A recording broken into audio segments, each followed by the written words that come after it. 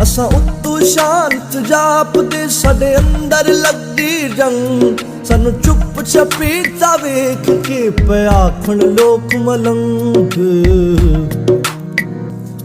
असा खुब्बे गम देखो बड़े साडे लंबे हो गए केस पाताने बाणे सोच दे असा बुनदे रहंदे केस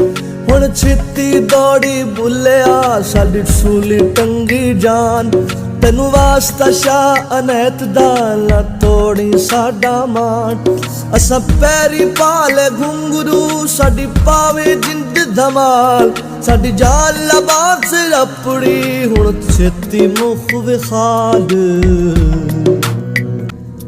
साडे सिर ते सूरज हाड़दा साडे अंदर सीत सियाल बन छाहण चेतर रुख दी साडे अंदर भांभड़ बाल